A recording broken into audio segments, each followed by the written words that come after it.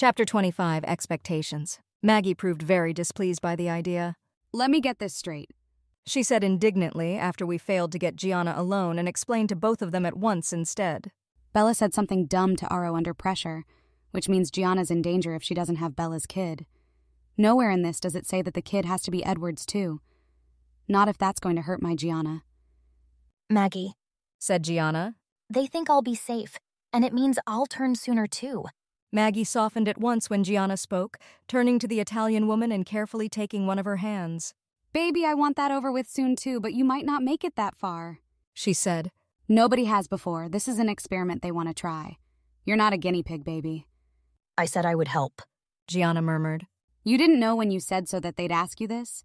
Enough people die having normal babies. My own mother did. I'm sorry to hear that, but that was more than 150 years ago, I said. Carlisle, Edward, and Rosalie are all doctors. We can have all the advance notice we could possibly need. Every advantage that Nawel's mother didn't have, or yours for that matter.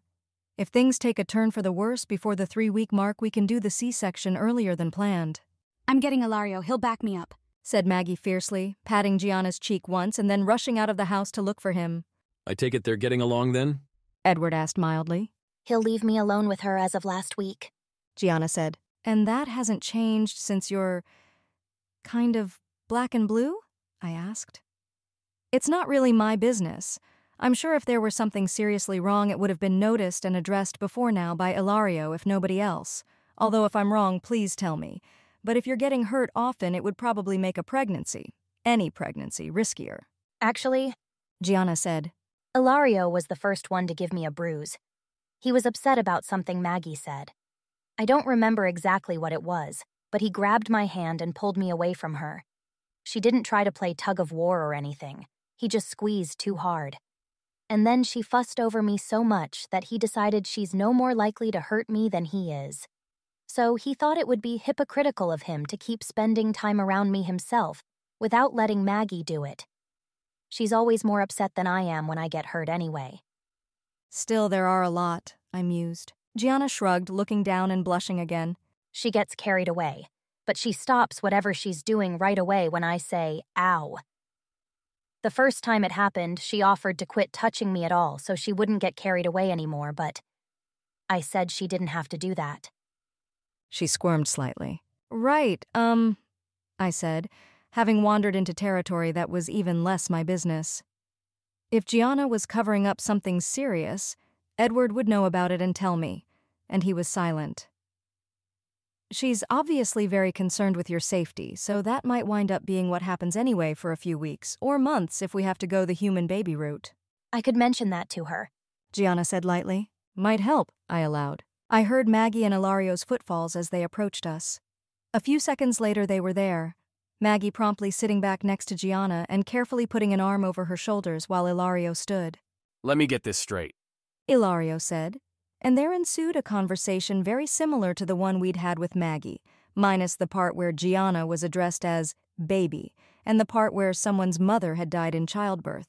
I understand you're both worried about me, Gianna said when this segment of the exchange wound down. But isn't it my decision? Maggie bit her lip. Baby, you don't know what it'd do to me if you died. I don't think even I know what it'd do to me, and I already can't stand to think of it. I know it's up to you, but it affects more than just you. Gianna patted Maggie's knee. But I think it sounds survivable. Also, it gives more of an explanation for why I'm going to be turned. The Cullens have a history of turning dying people, but not people who've just given birth to a human baby once and are fine. Aren't I sufficient explanation? Protested Maggie. Bella wasn't dying, she was just Edward's. I said. That'd be sufficient explanation if you had run into her all by herself a year or two ago before she met the Volturi. Now, they think she belongs to me, so I need a credible reason to turn her. If simply thinking that people ought to be vampires instead of humans when they're willing were a reason the Volturi would accept, I could have just said that in Volterra. You should have let me fight you for her, Maggie said. That would be credible. I don't think it would have helped the situation at all if Aro found that I'd put her up as stakes on a fight, I said dryly. Since you challenged me on my home turf while you were alone and I had my whole coven present and clearly didn't have to wager her or lose. Oh, said Maggie, hanging her head. Maggie, I said. I have every confidence that Gianna will be okay as long as we do a C-section at or before the 3-week mark, then turn her. The Irish vampire looked up at me. You really do believe that? She murmured. I debated whether to tell her that I was immune to her power. I decided that she'd find out sooner or later, or at least suspect it, and it'd be a show of good faith. I actually think I'm immune to your power, I told her sheepishly. She frowned. Edward, you tell her, I said. I think Bella's right. He said confidently. Maggie scrutinized his face. I wasn't sure if this was habit, an actual way to focus her witchcraft, or just for effect. Maggie looked over at Gianna. You're sure you want to do it this way, Gianna? She asked softly.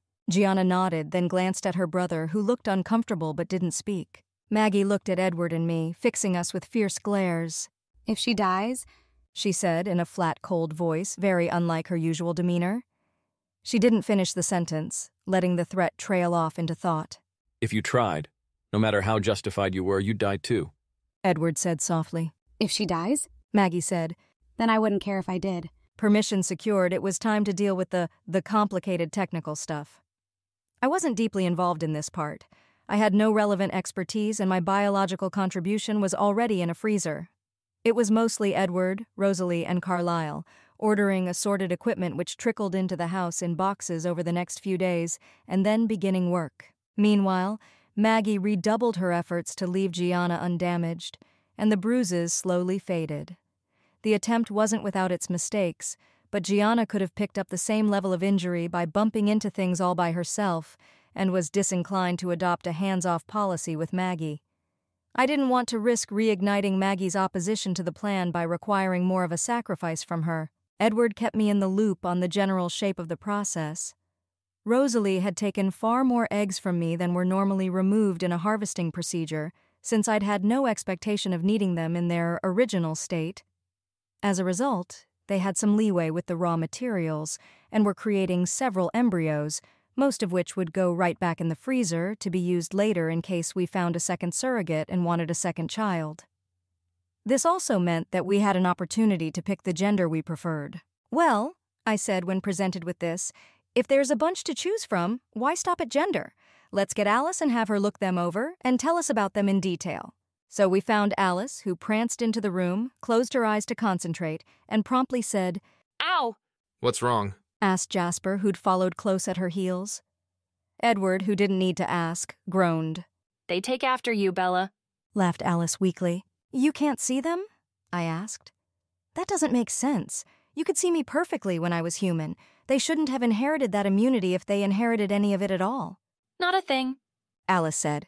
"I can't even tell which are the girls and which are the boys. I'm sorry, I wish I could help." Can you see around them? Asked Edward. If we decide on one, can you look ahead a few months and see us? Alice tried, but then winced. "Nothing that depends on them, either. Oh boy, this is going to be fun." I sucked in a nervous breath. I guess we're flying blind then, or rather with what we can find from the genes alone. That's gender, and what else? Carlisle's already looked at one of them. But while he's fairly confident that that one was a female, she had 24 pairs of chromosomes, which means anything known about human genes could be completely off base. Edward said, Humans have 23, right? I asked, and he nodded. Has Carlisle ever taken a vampire cell apart and looked at it? We've got 25 pairs. Edward said. So it makes a bizarre kind of sense. Anyway, Carlisle could guess what the other genes on the embryo's chromosomes might mean, but it would be just that, guesswork. I guess it's still more choice than most parents get, I sighed. Alice and Jasper left the room, the former rubbing her temple. Jasper threw a suspicious look at me over his shoulder. We'd avoided crossing paths very much since I'd added his witchcraft to those I blocked. There hadn't been another dramatic confrontation, but when we did pass each other in a hallway or have reason to exchange information, he was definitely less friendly and more willing to assume that I was acting in bad faith. Edward frowned at his departing brother but didn't comment on that subject. Indeed, He said instead, turning back to me and taking my hands in his. So, my love, son or daughter? Do you have a preference? I asked, and he shook his head. I suppose the evidence we have available suggests that a girl will probably not be venomous, I said. That seems like a plus. I supposed I could have covered for my existing bite mark by having a son and plausibly being bitten once thereby, but I wasn't confident I could manage the concealment for that long anyway. Emmett would be suspicious if I suddenly lost interest in sparring, and that would inevitably push my sleeve up my arm, unless I made obvious and equally peculiar efforts to prevent it. I really needed to figure out how to explain it. Ran into an immortal child in Sweden while not with Edward? But then, what would I have done with it after receiving the bite? Found some baby brother of Nahuel's in Finland someplace whose mother swore me to secrecy? That could work. Got into a fight with a vampire midget? True. He said, fortunately and maddeningly oblivious to my thought process as always. So a daughter, then? I nodded slowly. Everything was coming together very fast, and while it was still necessary and I still liked the idea, it was also intimidating. Picking a gender was much more emotionally real to me than being vaguely aware that strange pieces of medical equipment were being carried into the house. I guess we should start thinking about names, I said, since we won't have as long as human parents to think of them. We left the room where the embryos that included our future daughter rested, walking together out of the house and into the yard. I don't know anything about your opinions of baby names. Edward said. Likewise, I replied. I feel like we should, one way or another, name her after somebody. I'm a little concerned that as the only half-vampire in a large coven of vampires, she'll be disconnected somehow. A meaningful name might help her feel grounded. I'm making this up completely, of course. My parents picked my name out of a baby book because it sounded pretty and I haven't felt particularly ungrounded. It's still a place to start. Edward said. I was named after my father.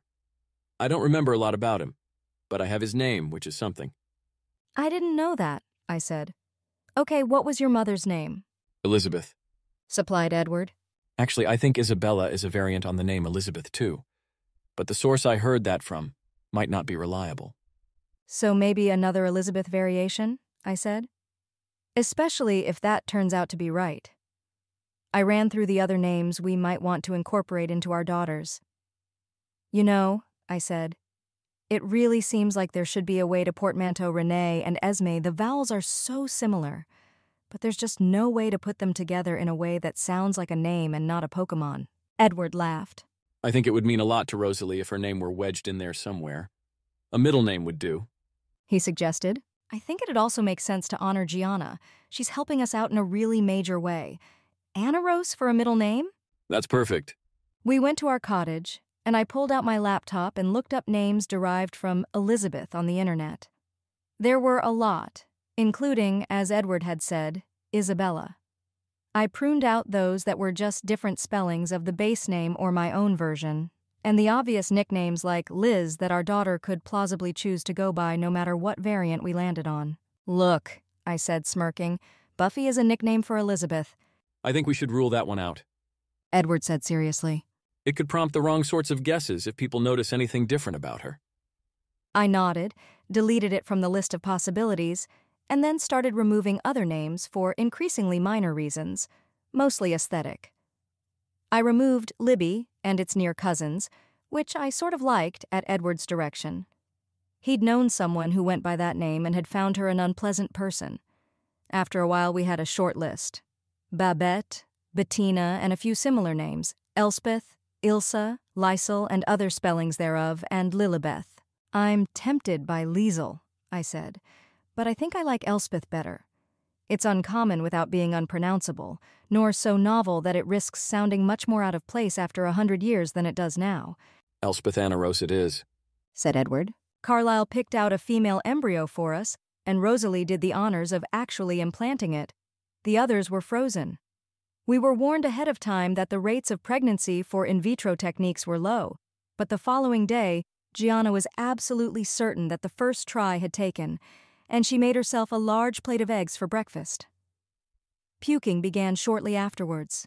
Maggie insisted that Gianna shouldn't have to cook for herself in her condition, bought a large stack of cookbooks so she could make Gianna's food herself, and burned a few omelets trying to get them right. At that point, Ilario took over, rolling his eyes at Maggie as he expertly poached a new batch of eggs. He actually knew how to cook, having done some of it in his human days, and kept his sister supplied with whatever she wanted for her solid food, while she ineffectively protested that she wasn't that impaired. There was plenty of human blood in the fridge that Carlisle had purchased too, which Gianna drank out of opaque cups with lids so she didn't have to think about it too hard. Carlisle, who was taking a lot of time off work and pretending that he was looking after a sick Esme to excuse it, fetched her these beverages and did the dishes. Maggie, Ilario, Jasper, and myself left the house for safety reasons while the scent of blood was in the air, and everyone else at least gave a wide berth. I emailed Charlie and told him the whole story. Rachel got the truth too. I told Renee that I was pregnant, as of early July, moreover. I planned to take an inordinate number of baby pictures and dole them out to her at a rate that would make Elspeth appear to age normally. After I'd reminded the wolves of my existence with this email, Leah sent a conversational sort of note, sounding me out for ongoing correspondence. She was an irregular pen pal and had poor spelling, but I wrote her anyway, telling her what had my attention in a newsy sort of way, and making polite inquiries about her.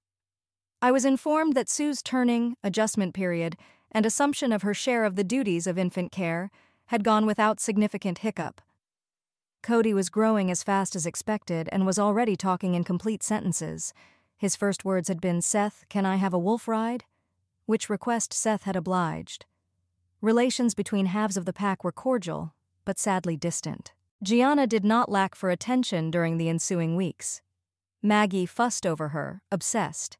She rearranged her hair several times a day for lack of much else helpful to do, and sang constantly. Ilario mostly stood in the corner of Gianna's room looking stoic when he wasn't cooking something. Edward and I, plus Rosalie, were mostly interested for Elspeth's sake rather than in Gianna herself, who didn't lack for caretakers anyway. This still had us hovering around the bed where she spent most of her time resting, trying to make sure she had everything she needed. The one problem it turned out we were least prepared to handle was Gianna's fluctuating temperature. It had never occurred to me to read anything into it when Sue instructed her children to hug her. Now I wondered if she'd been using them as sources of warmth. When Gianna felt too warm, which did happen, although less often, Maggie could snuggle up to her and that worked fine. When she was cold, though, turning up the heater or giving her blankets worked too slowly for comfort. Electric blankets were purchased, but Gianna seemed to find them vaguely unsatisfying. Eventually we settled for keeping the house warmer all the time, and Maggie's cuddling efforts were called on more frequently. All told, Gianna held up better under Elspeth than Sue had under Cody. Probably, this was because 23 was a more convenient age at which to be violently pregnant than 42. In spite of that favorable comparison and Gianna's better care, Elspeth started doing damage a couple of weeks in. Several ribs were casualties, and Gianna went on painkillers. Taping them up, I learned, was not actually a treatment for them, which made me feel better about Sue's neglected fractures. Gianna did not lose consciousness except when properly sleeping. Without giving this comparison away, though, I could only do so much to soothe Maggie and Ilario. Both were in states of constant worry by the end of the first week and wanted Elspeth's birthday to be as early as possible. They were agreed that far, but could not so readily come to an agreement on who was to turn her, each preferring to do that task themselves. Gianna was prevailed upon to settle their argument, which consisted mostly of Maggie gesturing wildly and ranting, half in Gaelic, while Ilario regarded her impassively and occasionally uttered a monosyllabic denial. It was an odd role for Gianna to have fallen into, since she hated confrontation, and would obviously have rathered it if Maggie and Ilario invariably agreed on everything. Still, she ultimately came up with a compromise they both accepted. Ilario would administer the venom, but it would be Maggie's. We planned to deliver Elspeth on October 21st, if nothing required us to operate earlier. It was exactly 3 weeks after the implantation date, when I knew and everyone else suspected that this would be safe enough for Gianna and Elspeth both. I suggested the tooth-ripping-out plan so no one had to risk tasting Gianna's blood, and volunteered a canine of my own which Edward could use to open the shell. He was leery of trying to do delicate surgery while distracted by my discomfort, though, and Rosalie readily offered to loan a tooth in my place. My role would instead be to lift Elspeth out. On October 13th, Edward remarked that my birthday had been a month prior, and I hadn't mentioned anything about it. He asked if I was just not counting birthdays anymore. I'd been in La Push on the 13th of September, But in all the excitement, even Charlie had forgotten the significance of the day, and he, and my permanently scatterbrained mother, had both sent me belated emails of well wishes. I'd noted the date when it had passed, but not seen fit to announce it to anyone. "What's the point of counting them?" I said. "So I'm chronologically 18 now, but I'm going to be physically 17 for all time, and I'll use mostly forged documents to demonstrate my legal status anyway, and I no longer find birthday cake appetizing." That was my guess. He said. No presents either? "You can get me presents if you want, but there's no need to use my birthday as an excuse," I replied. I smiled. "Or as a restriction?" So acknowledged. He laughed. I've been thinking we'll need to celebrate birthdays and half-birthdays for Elspeth while she's growing still. It still won't be as many as most people get over the course of a childhood, but... I nodded. Elspeth had become the primary topic of conversation between Edward and I. Soon we would be parents, if everything went according to plan. In the next room over, Gianna failed to keep her juice down. A little over a week before Elspeth's artificial due date, Tanya called Carlisle again. I wasn't near enough to hear the call on this occasion. I was with Edward in our cottage. But the subsequent morning, I heard the news. Laurent had been gone for 17 days, more than double his previous record excursion length. He wasn't answering his phone, hadn't been for the past week, hadn't called to check in with Irina once in that time. While the very fact that he didn't bring Irina on his trips meant that he didn't want to be witnessed partaking of his unethical food, or doing whatever else it was that made him take so long, she was out of her mind with worry and wanted to prevail on Alice again. When Carlisle had passed on the message, though, Alice had come up completely blank. No, She said when I asked her about it. not like you. It's subtly different. "What are the different kinds of blank you can get?" I asked. There's 4. Alice said. There's you, there's Elspeth, there's Gianna while pregnant with Elspeth, and there's Laurent. All different. Your future looks like Swiss cheese. Sometimes it veers off into patches I can see. Sometimes when you're in the middle of a hole, I can't see anything about you, but a lot of your futures are normally visible. Elspeth, per se, is just not there. I can't see her at all, and that casts shadows on everything she affects, so I can only see the big obvious regularities that she can't change. Gianna's mostly in a shadow like that, but I can see around Elspeth in a limited way, and get possible futures of Gianna's that don't directly involve Elspeth. But it gives me a killer headache to try, so I've been doing it only when Maggie or Ilario badgers me into checking that I can still see Gianna alive in some futures. And Laurent is... Alice bit her lip. He's not there to see. It's not like trying to look for someone invisible like Elspeth, because he doesn't cast any shadows. It's like trying to look for a person who doesn't exist in the first place. I think he's dead. Irina had heard this suspicion before I had, of course. "How's Irina taken it?" I asked Alice quietly. The little vampire shook her head. I can't even imagine what she's going through. She's insane with grief, of course, but she's still got a sliver of hope that Laurent isn't really dead, and something else is interfering with my vision. She does have a point that a lot of things seem to be foiling me lately. "Have you tried looking for people who turned out to be dead before?" I asked. Several times. Alice replied. They were all humans, though, but I still think that Laurent somehow died. "What exactly does it take to kill a vampire?" I asked, pacing. "Is it the sort of thing that could remotely happen by accident?" Not likely. said Alice. Possible, but not at all likely. He'd have to be caught in a very serious explosion to be unable to escape or put himself back together. "Has anything like that happened in a plausible radius of Denali?" He's been gone long enough that plausible radius means anywhere on the globe. Alice pointed out. If he was in Gaza and got in the way of a missile, or near that volcano in El Salvador, for instance, and he wasn't paying enough attention to get to safety, he could have been killed that way, or taken apart thoroughly enough that he's still incapacitated, but then I'd expect to see him put back together and going home. "But you don't think that's what happened?" Alice shook her head. It's way more likely that he got into a fight with another vampire and lost. I've never heard of any vampire dying in a natural disaster. I just know it's theoretically possible. "How densely populated by vampires is North America?" I asked. I realize he could have gone anywhere, but at least we know he started in Alaska. Since the Volturi cleaned out the newborn armies in the south, not all that densely, but you can definitely find us in population centers and roaming around. Ballpark population on the continent? Alice thought. More than 100, fewer than 1,000. If I had to narrow it down, I'd say something like 300 or 400, mostly in big population centers, because you need more territory to be inconspicuous if the area's rural. How territorial and inclined to fight are average vampires? I asked. I've only met the Volturi, friends of the family, and Huilen, who was alone when Edward and I showed up, plus Laurent's old coven, but I was human then, and don't remember them too well.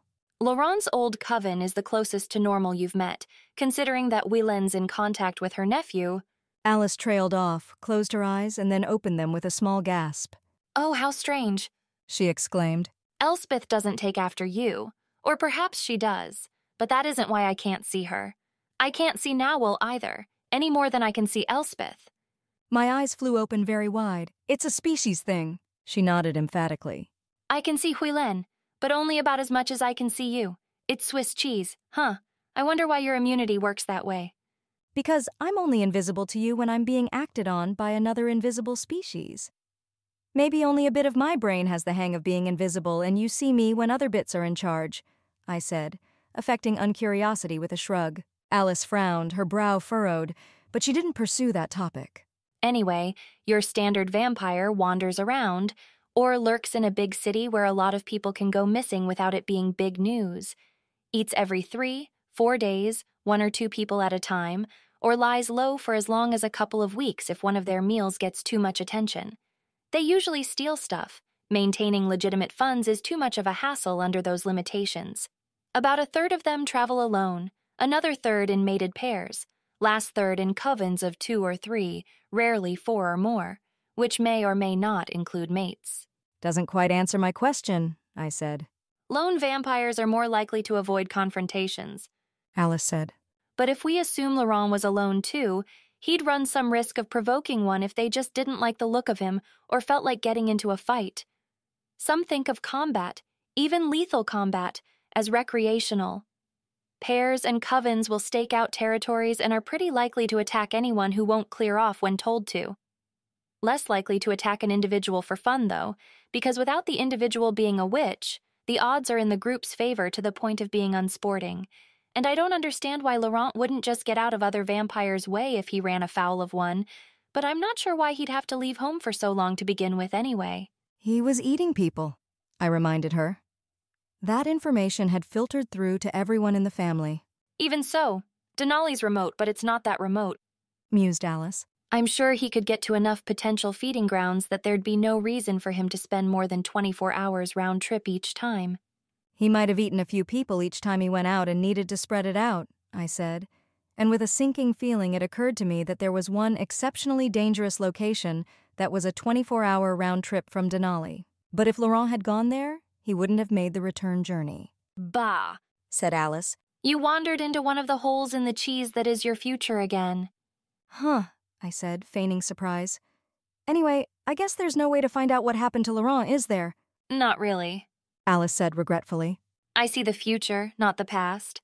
I patted her shoulder, pursing my lips sympathetically, and excused myself. I had an awkward question for Rachel. Rachel was actually not sure if wolves had killed Laurent. I know it wasn't anyone in my pack, she wrote back. I checked. But things are rocky enough between me and Becky that I haven't communicated with her much. Mostly about practical things like who's on duty doing lookout where so the packs don't have to run into each other. We've been tending to fight, which really sucks. Turns out the non-alphas can move between packs however they want, and she's collecting the hardcore anti-vampire wolves, and they're just barely not going after Harry and Sue and Cody. If you know where he would have been. I can tell you if my guys were there, then... But I didn't know, it was only a wild guess. Can you ask her directly? I wrote back and attached a description of Laurent. She didn't get back to me for 2 days after that, and I occupied my free time hovering near Gianna, discussing parenting with Edward, and wondering what I would even do if I learned that Becky's pack had killed Laurent. I still didn't have the answer to that question when I got Rachel's reply. Promise me you won't hurt my sister for killing your friend, was all she wrote. He wasn't my friend, I wrote back. If he was near you guys, he was probably going to kill somebody in La Push or Forks. Maybe even Charlie. I just wish they'd been able to capture him instead of killing, because if Irina ever finds out, then there's a potential small war on your hands. I explained the relationship between Irina and Laurent and the reason the other Denalice had tolerated his lifestyle.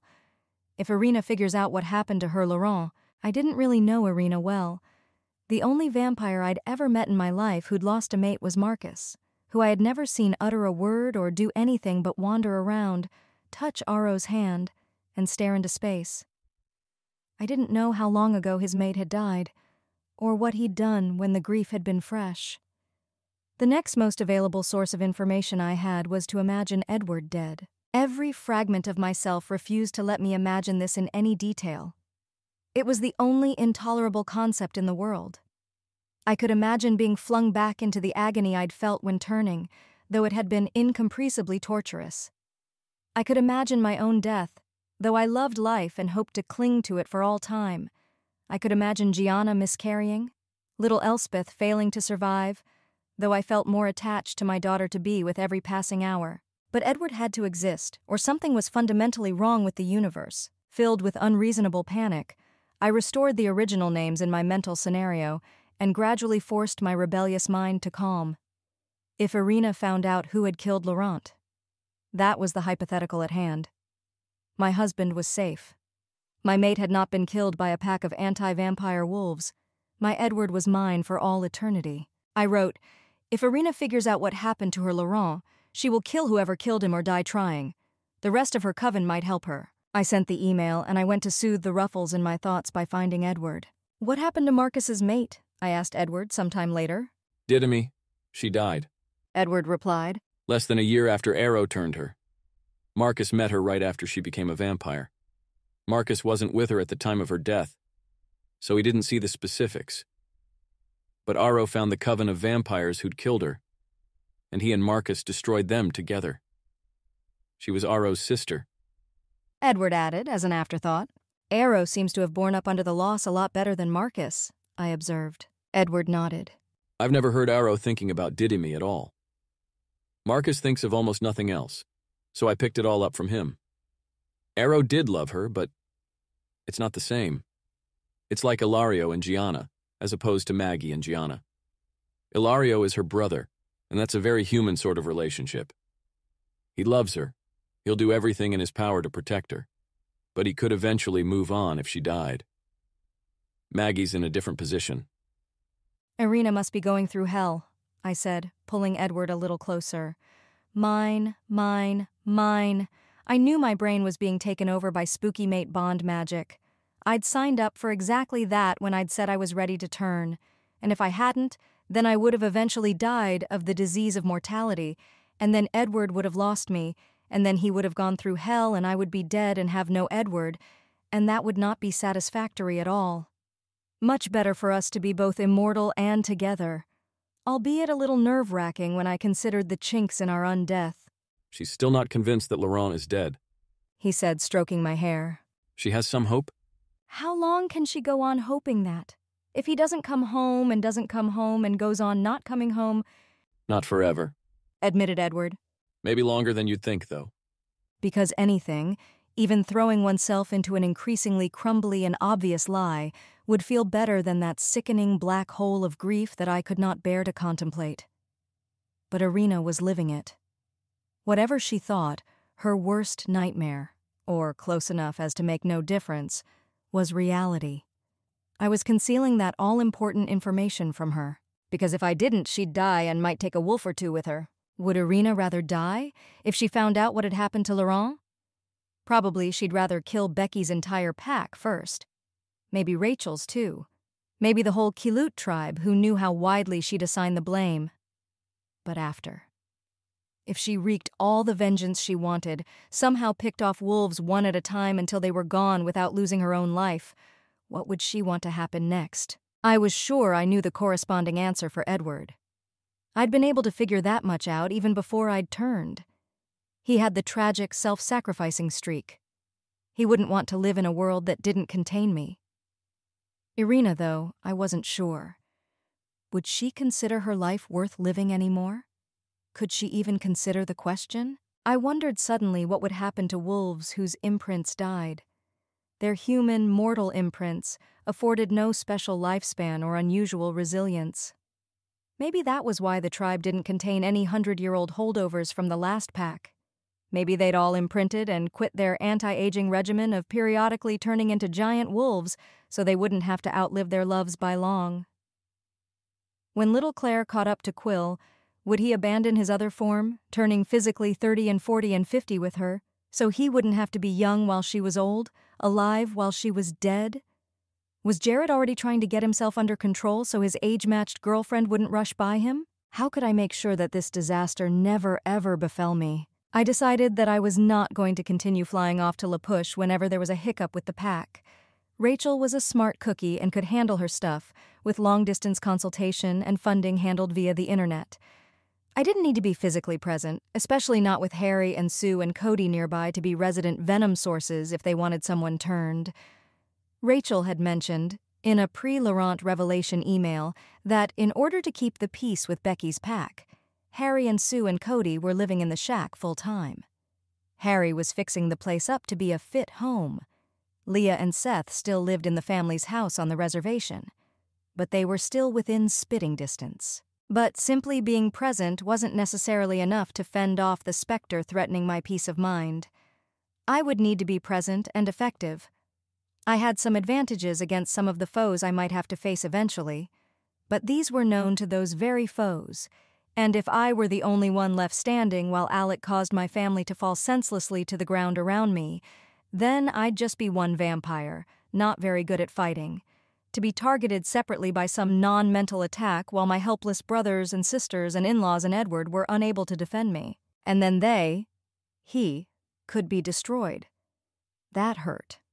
It hurt to think about it so much that I wanted to think about anything else, or not to think at all, just to snuggle closer to my gloriously alive Edward and pretend that our immortality was invulnerability. But it wasn't.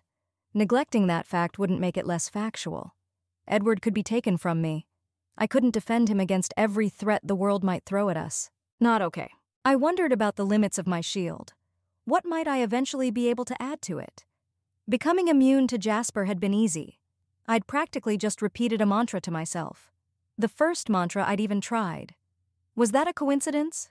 Just a feature of Jasper's power existing close to the line between what I did and didn't block? Or was my witchcraft very extensible? Just how much could I immunize myself to if I tried? There was probably some limit, and I'd need to be able to cover for that with some competence in physical combat.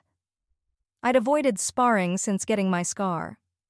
I didn't have any clothes that I normally wore which could cover my wrist in even the most casual mock fight.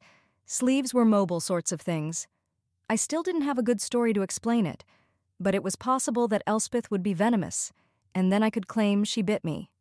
The sample of half-vampires numbered 5 so far, 4 of whom were half-siblings.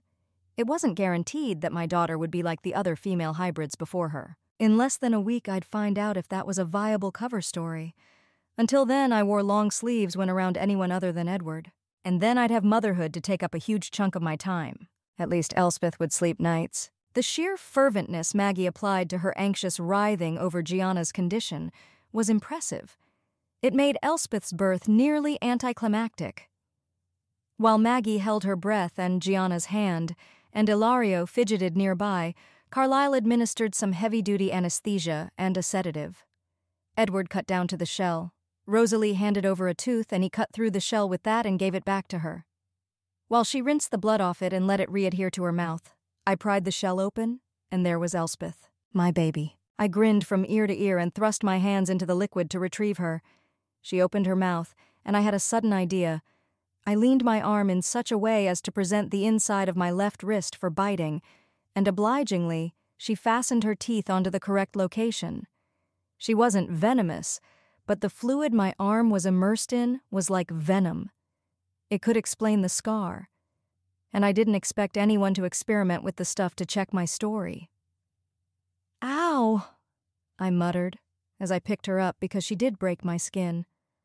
But I felt the wound healing smooth, and she apparently didn't think I tasted good, because she didn't bite me again when I cradled her close. Carlyle handed me a blanket and patted me on the back, and I wrapped her up. Gianna had held up so well through the procedure that Carlisle was able to put her in a coma before Ilario administered Maggie's venom. Maggie's release of tension was palpable. Gianna was out of the woods, and after some unconsciousness and some mind-boggling torment, she would be fine. Unbreathing, Maggie assumed a protective position, holding her turning mate like she was made of glass. Ilario discarded the syringes and started pacing while Carlisle cleaned up the blood. And I was a mother. Elspeth had my eyes, not my amber vampire eyes, gradually lightening with every meal I had, the brown ones I'd sported when human. The shade exactly matched the photographs I had from my first 17 years. This didn't escape Edward's notice. As we left the room where Gianna lay, he remarked on it. I admit I missed your eyes, he said. I'm glad they weren't lost completely. She has your hair, though, I told him, once we'd gotten far enough away. She did. The same bronze-red-brown, just a little fuzz of it. A question occurred to me while I stared raptly at our daughter. Can you hear anything from her? Not yet. I've never been able to hear a baby less than 2 months old, and usually it takes 6. I'm sure she'll be far faster than that, unless she's got her mother's brain, too, he said wryly. The bit where Alice couldn't see her turned out to be a fluke, I said. I touched Elspeth's nose, and she expelled a small puff of air with a pah sound. But as you pointed out, that wasn't something you had while human, he replied, grinning involuntarily at the baby. I nodded. Oh, I said, when we were out of earshot of the main house. If anybody asks. I shifted Elspeth in my arms and pointed at the torn sleeve that revealed part of the scar on my wrist. I got this when Elspeth bit me. She's not venomous, but the amniotic fluid was close enough. Understood, he said. If Maggie asks?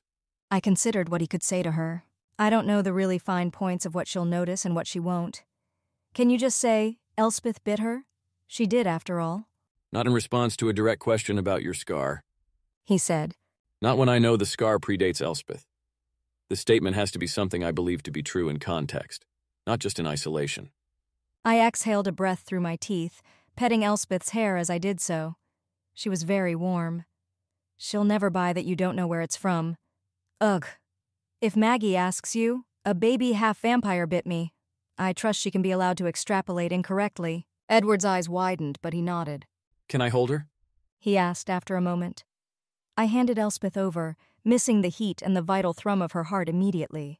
The look on Edward's face was indescribably paternal as he cradled our child. She's perfect, he murmured. I know, I said gloatingly. Ooh, said Elspeth, with an uncannily toothy smile for a newborn infant, and we arrived at our fairy tale home in the woods to try to interest her in non-blood comestibles.